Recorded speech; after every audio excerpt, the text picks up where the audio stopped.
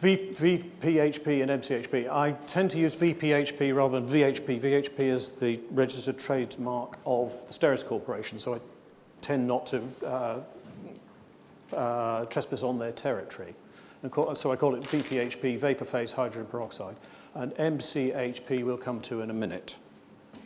So, first of all, I put this slide up when I last gave this presentation. I said, how many people here are using hydrogen peroxide or planning to use hydrogen peroxide? And absolutely nobody raised their hand, and that was pretty depressing. But I suspect that everybody here, or pretty well everybody here, is interested in hydrogen peroxide or uses hydrogen peroxide already. Yes? Yes? Lots of nods. Good. That's great. So we're talking to an audience who might actually be interested, which is wonderful.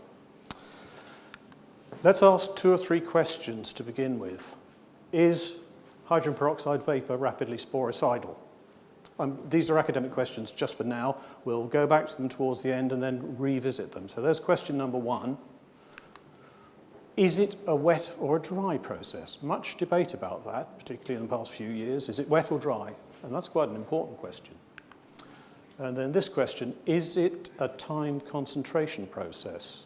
I.e., is it a bit like autoclaving? The time of exposure and the concentration, is that what governs the cycle? Let's consider those questions for a while and look at some of these things. So over the last 30 years, I worked with quite a lot of different hydrogen peroxide devices. I think I've probably worked with more different devices than most people have ever done, quite a lot of them. I guess you've all worked with 2 or 3, but I've worked with quite a list like that, one way or another, either actively developing them and manufacturing them and producing them, or just testing them for people.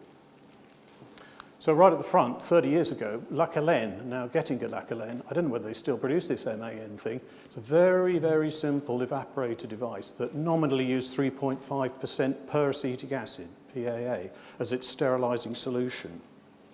I went on to this device, the Cytomat, which I'll explain a little bit more in a moment. Then we come to AMSCO and their Steris VHP 1000 machine, widely used.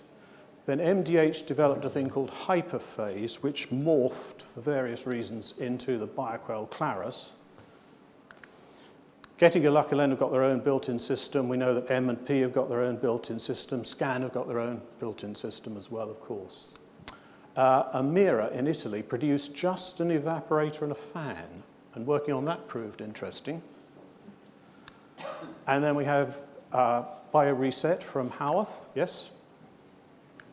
And we have Docimist, and both of those are represented over there, which is interesting.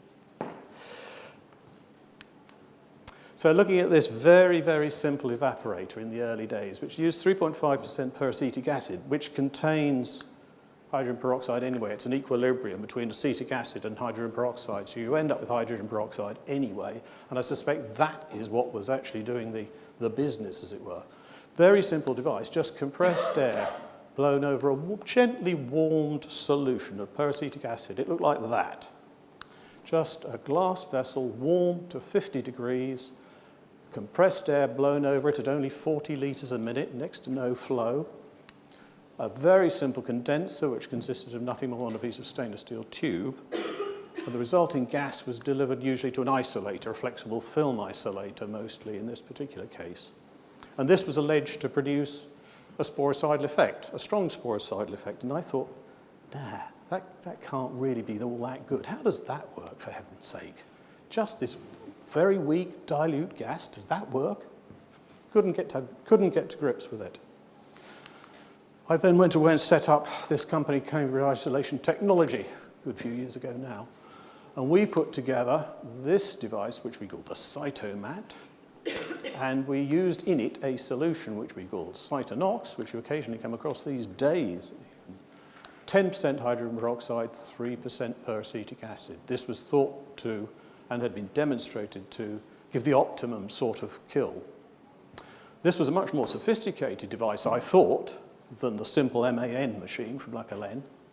More sophisticated, we warmed the air, we nebulized the solution, we had a fan to blow it, and we had instrumentation that measured temperatures and flows, recorded them, and controlled the system.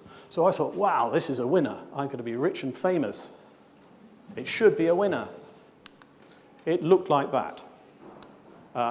Air taken from the room in there, solution of peroxide taken from here, gas delivered there, touch panel to control it. It was quite a lot more sophisticated than the old machine. That's roughly speaking how it worked. Taking a solution, this Cytonox solution, peristaltic pump to deliver it at an ordered rate to an ultrasonic nebulizer. So into this warmed chamber, we had warm rotating air, and so we delivered gas from the outlet there, all controlled in a servo system. Quite sophisticated for its day, 20 or 30 years ago. So I thought, that's great, this should be really good, off we go. So Cytomat, it didn't always work. Sometimes it did, sometimes it was great, it really worked very, very well, and everybody was pleased. And then sometimes it didn't work. And by working, I mean log-6 reduction of Styrothermophilus spores seems to be the standard by which we judge. And I didn't know why. Why did this machine sometimes work and sometimes it didn't, quite spectacularly? So let's have a think about this process, what I call the VPHP process. And an awful lot has been written, and a lot has been said about this VPHP process. And historically, it seems that it's rather complex. People have been puzzled by it. And cycle development for this process has appeared almost mystical. People have taken days, weeks, months, years to validate this and decide how to operate it. And this can't surely be ideal. I think it's because of a failure to understand exactly how the process works. And I'm glad to say these guys, I think, we agree. And Martin has very much laid the way, paved the way for me now, to go on a little bit deeper into the process. So thank you, Martin. Just a couple of things I'm going to change, though. I'm going to change a couple of things. I say there's a sort of certain unwillingness to understand, and that's partly commercial, which I probably won't venture into. So from my point of view, and I may be totally naive here, but I think the VPHP process is actually quite a simple process. What is delivered by the gas generator to an isolator or to a room, to an enclosure? I think 4 things are delivered to an isolator by the VHP generator. First of all, the air. Air is the carrier that circulates around the system. Water vapor, because we're flash evaporating a solution of hydrogen peroxide. We can't use fully concentrated hydrogen peroxide. It detonates. It's a bit awkward. We have to use a solution. So we have some hydrogen peroxide vapor, of course, from the peroxide solution. And we have a certain amount of heat from the hot plate evaporator. So we deliver those 4 things to the isolator, and what then happens? What happens? Does the hydrogen peroxide vapor kill the bugs? Is that responsible for the kill? No, it isn't. That's not what does the business. What does happen? What happens is this. Hydrogen peroxide molecules, much higher molecular weight, 34, almost twice the molecular weight of water vapor, of water molecules. As a consequence, the hydrogen peroxide has a much lower vapor pressure than the water vapor. And as a consequence, the hydrogen peroxide, therefore, condenses out preferentially ahead of the water vapor. I think we'll agree with this? Jolly good. Excellent. But more importantly, and this is the crux of the matter, if you take nothing else away from this presentation, this is the important bit. The hydrogen peroxide condenses out as very small droplets on the surfaces. Those droplets are too small to be visible. We're at the micron level. Those droplets have a high concentration, perhaps 70% hydrogen peroxide. It's that microcondensation, a phrase coined by Bioquell, essentially, microcondensation that produces the rapid sporicidal effect. That's what does the business. And for these reasons, I'm suggesting that this process, this vapor phase hydrogen peroxide biodecontamination process, would be more correctly termed microcondensed hydrogen peroxide, MCHP. That's where the MCHP comes from. I'm suggesting this process is really called MCHP. So the hydrogen peroxide vapor delivered to the isolator is only the vehicle, the bus on which the MCHP goes to work. It's delivered to the surfaces of the isolator by the vapour. It's not the hydrogen peroxide vapour that's responsible for the rapid sporicidal effect. It's the resulting microcondensation that takes place. So to be quite clear, the VHP process is a condensation process. It is a wet process, but it's only wet at the micron scale. You can't see it. It appears to be perfectly dry, and it should appear to be perfectly dry in a good cycle. That's fine. It isn't visible. You can't see it. It just looks as if the surfaces are all dry and clear. To be absolutely clear, therefore, it's not a time concentration governed process. You can't treat it as such legitimately, I don't think. And you're going to find this interesting. I think that's equally true of all systems, regardless of the design or the manufacturer of the vapour generator. I think, I'd like to tell you, they all work in the same way. They all work by producing MCHP. They may have slightly different ways of going about the cycle. They may put their catalyzers in different places. They may have recirculation or total destruction. But ultimately, the effect is the MCHP. So I'm telling you, all these generators actually work in the same way. Now, what about aerosol hydrogen peroxide devices, which James will be talking about in a while, of course. But I'm going to mention it in passing at least.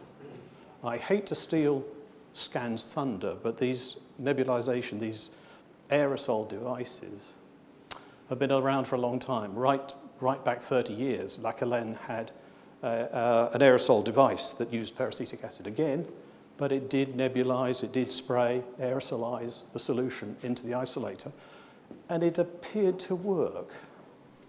And I was quite skeptical about these aerosol devices. I thought, these can't be as effective as the vapor system, surely. It just doesn't feel right. But apparently, they can deliver the log reduction. So how do they work to do the same sort of business?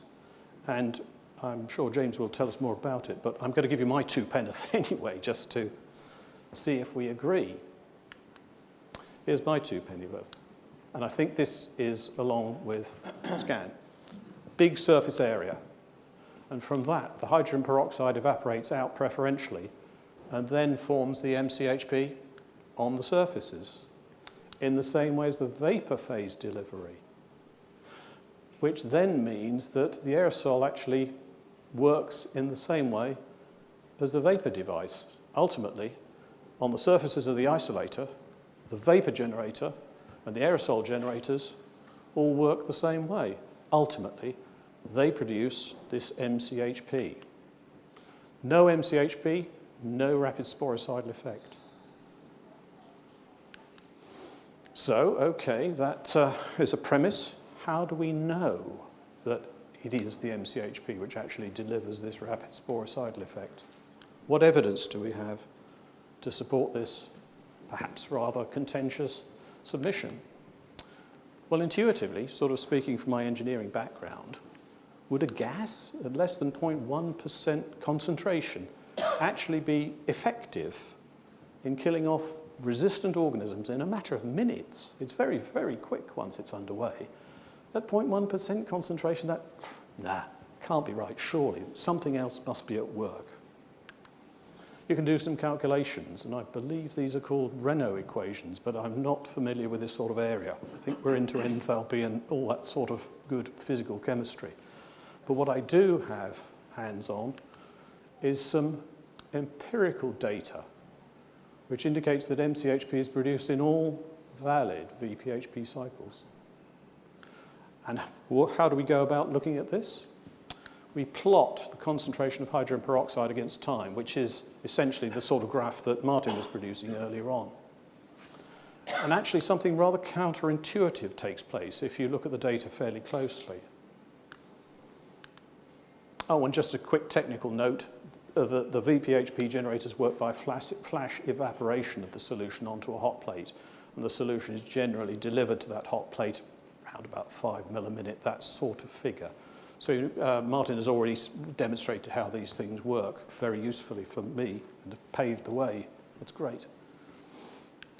So if we plot H2O2 vapor concentration here in ppm on the x-axis, and this is just time,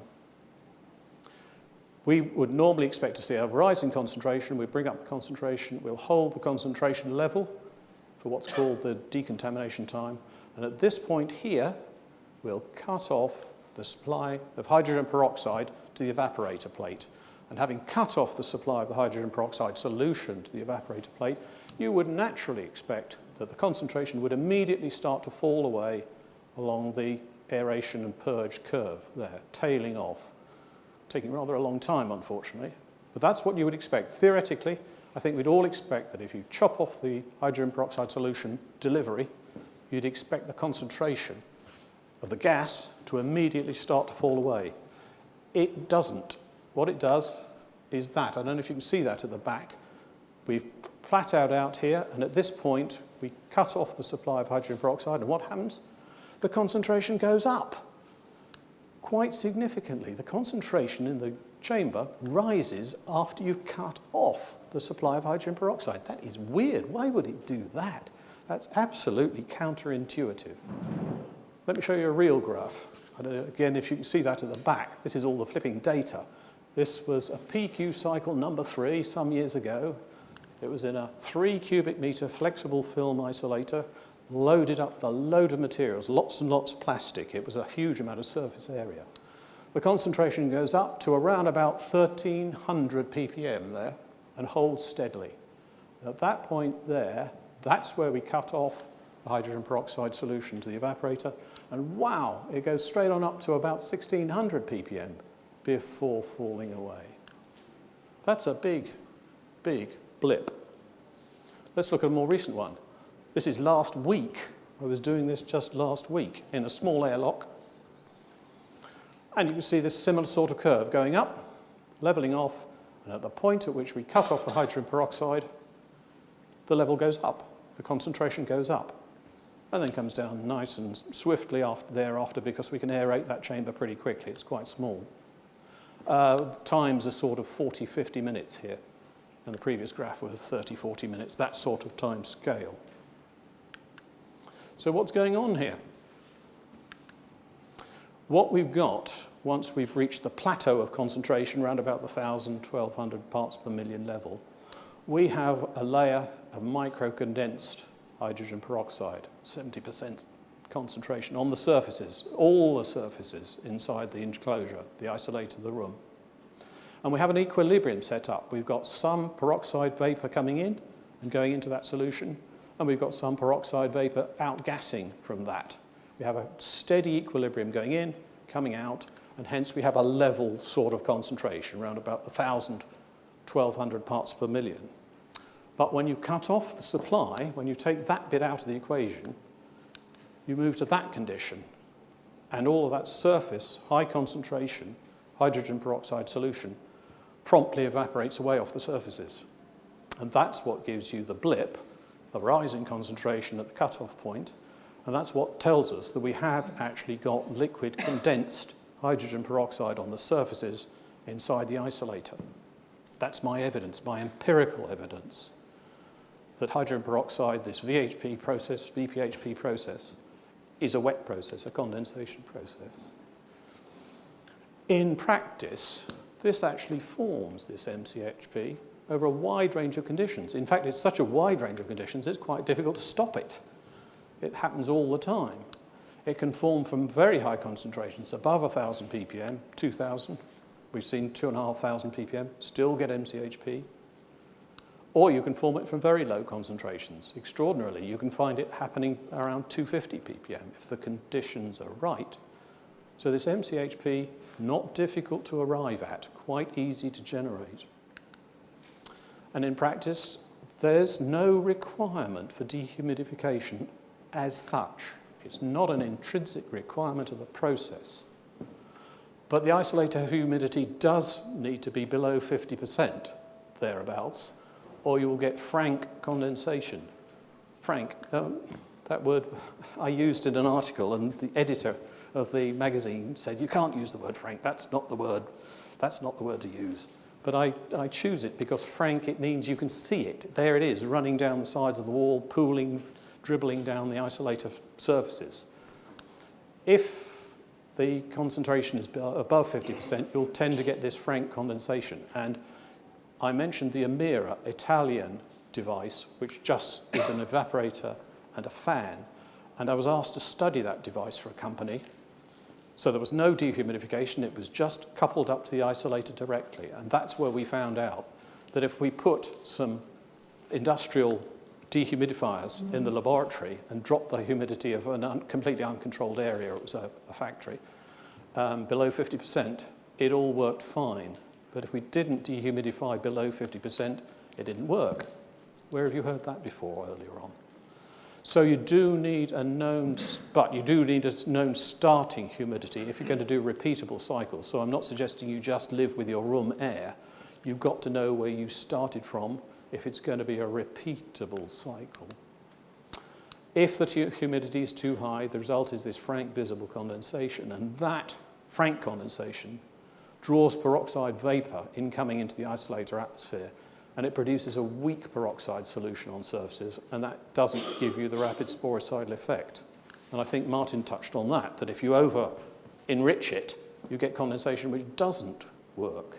On the other hand, if you have a very, very weak mixture, you will not get to MCHP, although it has to be pretty darn weak. So that's why the Cytomat was unreliable. We didn't know at the time, 30 years ago, about MCHP and the issues of frank condensation. So sometimes when we tested this gas generator of ours, in fact, we tested it with Baxter, who were interested at the time, as you can imagine. And sometimes it worked and sometimes it didn't. And that's because some days we were below 50% RH in the room, in our test room, and we got the log 6. And some days it was above 50%, and we didn't. So we nearly had a good machine if we'd known about the issues of condensation, MCHP, and RH. We could have made the Cytomat a success that it never was, although the technology as such is still in use today, as it happens, by people who do understand the needs of RH and so forth. So just concluding that section, hydrogen peroxide is the carrier, the vapor is the carrier used to deliver microcondensation to the surfaces inside the isolator. The rapid sporicidal effect is caused by the microcondensation. It is a condensation process. So what are the implications of this information for practical VPHP cycle development? And that may interest some of you quite a bit, particularly if you're starting out on hydrogen peroxide vapor as your biodecontamination process. It's not like autoclaving.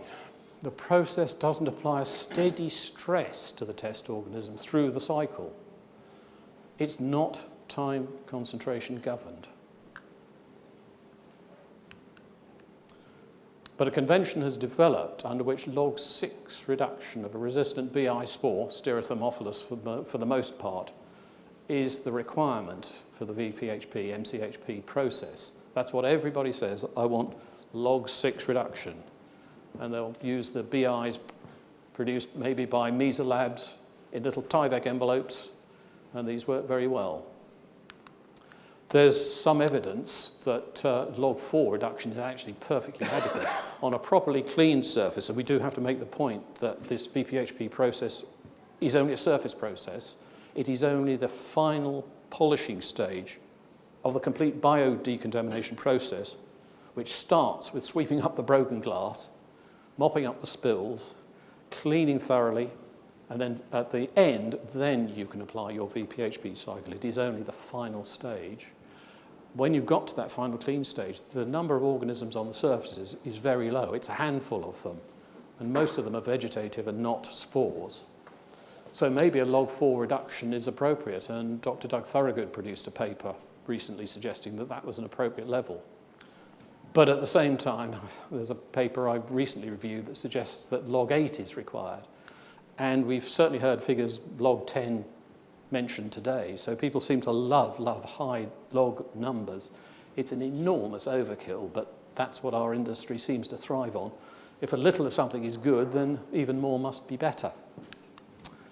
So a lot of operators apply the D-value concept to the MCH process as if it were parallel to autoclaving. And that sort of works for them. It's worked for a number of years. So what they do is run a series of partial cycles, i.e. cycles that actually get down to such a level that the indicators grow, they become positive. You find the boundary, the envelope of performance. And you can use the data from either the total kill in the time or statistical data based on counting your BIs, which is hard work. But you can calculate an apparent D value out of partial cycle operations. And then you can set the developed cycle, the cycle you're going to use in production in your isolator or room, at, for instance, 10 times the D value, and that, of course, is a log 10 reduction for the cycle. I'm saying these claims are not necessarily valid given the true nature of this process, which doesn't apply a steady, continuous stress to the organism. It's a variable stress through the cycle. So I'm not sure how valid that truly is. It sort of works, but is it valid? Perhaps a simpler, more logical approach is to evaluate the kill time, find out how many minutes it takes before all of those BIs are inactivated. 20 minutes, 30 minutes maybe, depends on the size and the type of the isolator and its contents. And once you've established the kill time, which they're negated, add a big factor, 50% maybe to the gas dwell time.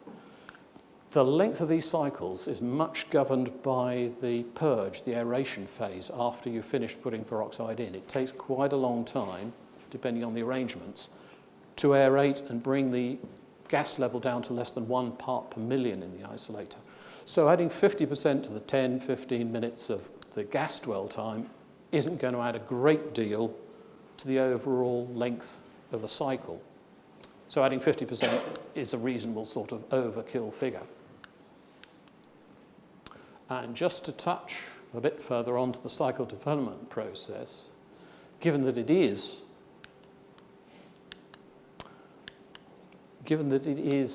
condensation based, do we need to do temperature and humidity studies? I mean, clearly condensation will take place more readily on a cooler surface and less readily on a hot surface. I had a classic case a few months ago. The customer came on and said, my BIs are dying nicely through most of the isolator except up at one end, and they're staying alive. They're persistently coming up positive. Why is this? And it didn't take long to find out that the end of the isolator was actually an autoclave door, and the autoclave hadn't cooled down completely. It was 10 or 15 degrees warmer. Surprise, surprise, no MCHP. The biological indicators survived, the ones that were taped to the autoclave door. Having said all that, I've never, having done temperature and humidity studies inside isolators using these little things that look like 35mm film cassettes that you can place around the body of the isolator, which record temperature and humidity for a given length of time, and then run gassing cycles. I've looked at the data off these temperature and humidity loggers, and I've studied it, and I've thought, I'm not going to make any decisions about where I'm going to place chemical and biological indicators on the basis of those TRH studies. They just didn't, in this particular instance, tell me anything. I'm looking for worst case sites to put chemical and then biological indicators as part of the development process. And temperature and humidity studies didn't really tell me anything useful. More recently, somebody said, why don't you use infrared? Use an infrared camera and see if you've got hot spots and cold spots. And there might be some mileage in that. But by and large, I've looked for worst case sites to place biological and chemical indicators when developing cycles, starting off with smoke visualization. Run your gas generator with water so you're not struggling with hydrogen peroxide. See where the gas goes using smoke pencils or something similar. I was really depressed to see recently very poor circulation in some isolators we were working on. The smoke showed that The gas was only moving at something like 0.5 metre per second at best. Mostly it was moving at 200 millisecond. It was very, very slow. But that gave us an indication as to where to put indicators, biological and chemical, at areas of worst gas circulation, worst case sites. Chemical indicators give an immediate result. You can see them changing colour as you run your first hydrogen peroxide vapour cycles. Very useful. Bioquell made quite a nice indicator. It's a funny pattern, but it's sort of calibrated. It sort of tells you whether you've got 2, 4, or 6 log reduction. And we tend to use those. Those are quite handy. Chemical indicators give an immediate result. Biological indicators are the things which the regulators want us to use. And of course, they take up to 7 days to give you the result. Usually you know if they're going to grow after 24 hours. But really we've got to wait 7 days. And that is a real pain, which is why I'm interested in enzyme indicators, which give a near immediate result, as Phil will tell us shortly. 10 minutes, 15 minutes work, and you get a result, which means having got the result, you can develop the next cycle. You can move on and change the times. So the enzyme indicators look like being quite interesting. How many sites, how many indicators are we going to use to validate a cycle, to develop a cycle? Well, recently, not long ago, we observed a development specialist using triplicate BIs, 3 BIs, at each of 200 sites in a 1 cubic metre isolator, that big. That meant he used 600 BIs on every test cycle. He used 600 media tubes, which had to be incubated and read and reported on every test cycle, and each cycle was costing him £4,000. Well, maybe money's not of particular interest where safety and quality are concerned, but that's a big figure for every development cycle. And furthermore, the Tyvek envelopes totaled an area, the Tyvek bags, envelopes that the BIs are placed in. There was 1.2 square metres of Tyvek put inside this little isolator. Surely those BIs are now affecting the cycle. As such, what were we learning? The client seemed perfectly happy with that, but that seems to me quite excessive. It depends on the load pattern inside the enclosure, and you have to do all this work with the load. Whatever it is you're going to gas, whatever it is you're going to VHP treat, you need all of that in place inside the isolator. It depends on the load pattern and the nature of the load, but generally speaking, we suggest something like just as few as 25 BI sites per cubic metre of enclosure.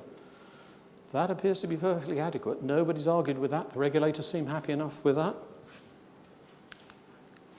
And why triplicates? I heard a QP. Are there any QPs here today? Before I upset any QPs. Yes, there's a QP. Right. I shall zap you with this laser.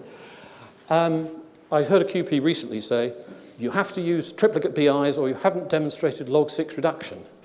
No, I've only got to put 1 BI in the middle of the isolator. As long as it's got 2 or 3 million spores on it and I kill them all, I have achieved log 6. At that point, at that time. But triplicate BIs are used to overcome the problem of rogue BIs. Anyone familiar with rogue BIs? 1 or 2 of you know about rogue BIs. This is where clumps or aggregations of spores have occurred on the surface of the BI, the little stainless steel coupon, which means that some of the spores underneath are protected from the effects of the MCHP. And that means the BIs will grow up however long the MCHP cycle is. That's a real pain, particularly in PQ cycles where you're looking for kill every time. The rogue rate has been estimated between 0.3, there's a paper, an Irish guy, Byrne, produced a paper saying that 0.3% of BIs were rogues, and some people have suggested 5% of all BIs are rogues and will grow up, whatever cycle you give them. It can be shown statistically, I hate statistics, but there is a statistical equation that clearly shows that if 2 out of 3 BIs at a site are killed, then log 6 reduction has taken place. And because of that reason there, that's why there's an almost universal demand for 3 BIs at each site, particularly on PQ cycles. Not so much use when you're developing, because you may want them to grow anyway, you're backing off. But when you're in PQ cycles where you want everything to die, triplicate BIs get over the problem of rogues. But you're going to use a lot of BIs, it's a lot of work to put them in, harvest them, incubate them. It's a pain. Enzyme indicators don't exhibit rogues, so we're told. That means triplicates are not required. And so Phil is going to tell us all about that in a short while. So going back to the questions at the start, is hydrogen peroxide vapour rapidly sporicidal? No, it isn't, but MCHP is. Is the process wet or dry? We've had whole conferences on this, haven't we, Caroline, where they never actually came to a conclusion about whether it was wet or whether it was dry. Caroline said it's either damp or it's moist. It's wet, but at the micron level. This is at the small level, at the micron level. Easy to process, time concentration effect.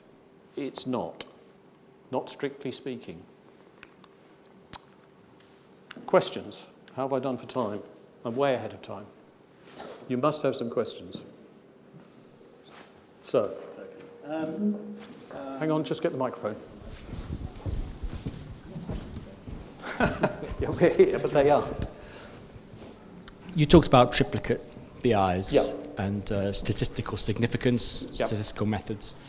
The trouble with that, of course, for clients is that at a certain point, the operator may find themselves sitting in front of the regulator explaining the statistics and having to be able to justify it and fully understand it. And Yes. it leads you into, well, what is a significant number of BIs? And Yes. so, you know, you talked about the huge number of positions that one user had ended up with. Maybe that's related to it, because I certainly wouldn't be that confident, having maybe had 25 locations with triplicates, to say to a regulator that I could definitively, or I would have 99% confidence limits that was effective. Mm-hmm. Wouldn't it be better to have better quality control over the BI manufacturer?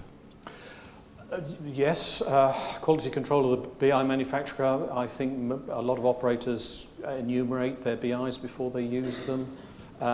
They look for any data they can get on the BIs to establish that their quality is even and consistent. And they've certainly been quite uneven in the past. It is not easy to produce BIs. It's quite a difficult thing to do. I suspect that the reason why we go to log 6 is because log 6 is the highest sort of level we can actually achieve on a biological indicator. Higher than that, you're much more into the rogue problem because you're getting uneven layers. So yes, a good point on quality.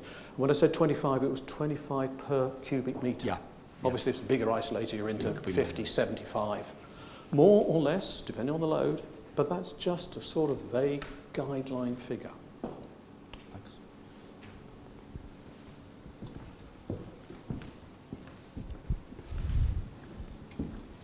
James. I won't challenge you with a question, Tim. I'll just sort of add to the debate as you've got a little bit of time. Sure. So this issue about triplicates, quality, QC checks before, and really the presentation of the data to regulators. So the first one on the quality side, absolutely it adds value. And we find in our company, I've had our microbiologists trained up to use SEM, scan electron micrographs, because that is a real up close and personal quality check. And we do all our lot qualifications. We're still failing MESA lots today. You know, 1 or 2 lots a year sort of fall over through mass spore clumping, which we send back or don't approve for pre-use qualification, and they sell them to somebody else. So good luck to you guys, whoever gets that lot. So be careful on that. For BIs, for triplicates, exactly as Tim said, it is all about evidence of probability that it's a BI issue and not a process lethality issue. I would have huge challenges on, you can put up the statistics to present to a regulator, and a lot of consultants are comfortable presenting that, but companies are not always comfortable presenting that sort of statistics, although the numbers are correct, as Tim said, that's the science. if you had 25 locations and one BI out of the triplicate was positive in the 25 locations, statistically, 6 log maybe, absolutely confidence value, low percent. So what we've done is we expect 1 in 200 BIs to be possibly a rogue. But if you get that in a cycle with the triplicates, it justifies an investigation and not that immediately it's a process lethality issue. But we'd only expect 1 or 2 locations, no more than that. Because if it is more than that, you're probably into more of a process lethality issue.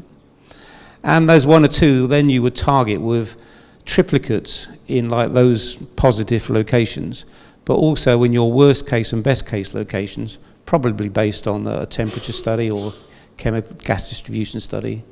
And then you've got really, maybe if you have 1 positive, just 9 BIs, say, that you're challenged in that cycle. So statistically, probability-wise, the chances of a rogue again in those 9 BIs is very low. If you get a positive exactly again in the same location on that investigation cycle, probability is more likely to be process lethality. And that methodology, from PHSS perspective, we've discussed with the regulatory authorities. I published a paper some time ago with Dr. Graham Steele and another guy from Bioquell. Graham Steele was then working for Steris. We wanted it to be an industry sort of representation. So there's a reference to managing rogue BIs that's been accepted. We met with 3 regulatory MRHA inspectors to get that, so I can offer you that support if you need it from the PHSS. Thank you. Yep, interesting, yep. Thanks, James.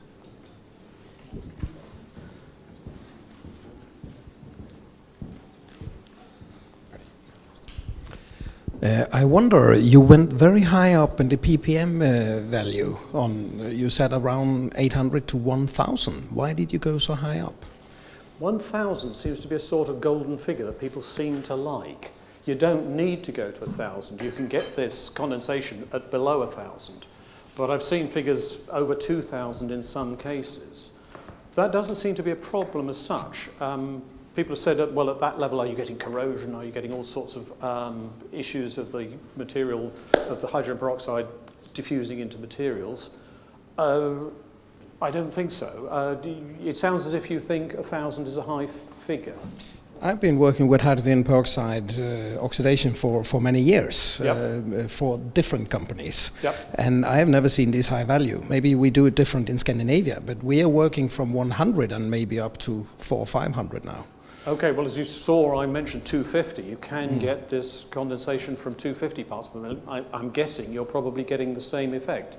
And you're happy with sort of 400, 500. I think I'd struggle slightly in this country with suggesting that too much, but it's very interesting to hear that you're getting the right result at those very low levels, and that kind of supports the view I have. Together with the University Hospital in Malmö Yep. and a couple of really good scientists there, Yep. we have proven that we get the log 6 reduction on, for instance, norovirus Yep. At 100 ppm. Yep. Okay. Without any problem.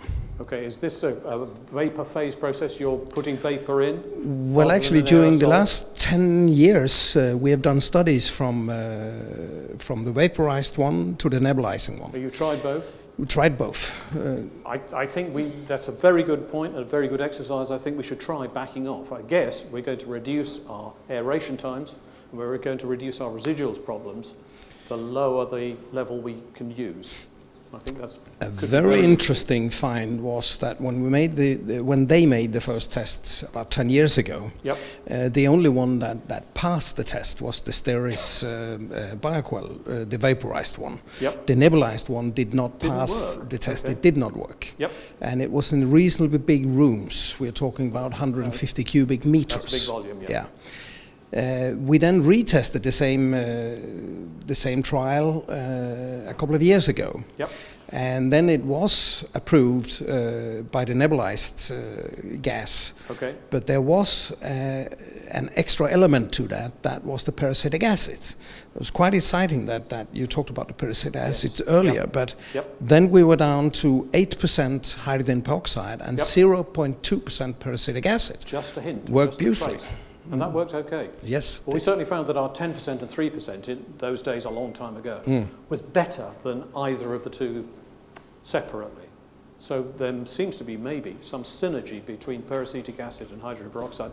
Problem is the residue. Of course, the acetic acid doesn't disappear in the way that hydrogen peroxide breaks down to just oxygen and water. So there's a strong inducement to use just hydrogen peroxide. But good points. Good Thank you. points. Thank you. Yeah. Thank you. Could you comment, please, on how the MCHP model would apply to fumigation of a double HEPA filter, particularly on what would be the air-off side of the HEPA filter under operational conditions? Good point. As Martin said, HEPA filters do tend to absorb this hydrogen peroxide vapour. It condenses out on the filaments, which means you lose a lot of what you've induced. That's going to be a problem. So the obvious solution is to use the suggestion of direct injection into the body of the isolator, preferably using either circulation fans to give it some energy or a rotating nozzle such as the one that Bioquell provide, and don't actually put it through the inlet filter. But if you're trying to fumigate things like safety cabinets, which have got double HEPA filters on the exhaust, how would you apply that then? You can put it out through the exhaust, no problem at all. What you're going to do is try and validate by putting a BI the other side of the HEPA filter and see if you can kill it off. And that does seem to work. I've known people do that. The gentleman behind you seems to have some experience of that, I suspect. So. The Swedish CDC have fire safety class 3, fire safety class 4, and about 150 safety batches, class 2, so called, both 2 and 3 filter batches. And they have, for the last couple of years, well, they had that for many years, but for the last couple of years, they put in, every time they do a laminar flow batch, they put in 5 BIs. 5 in the chamber, and 2 behind head filters.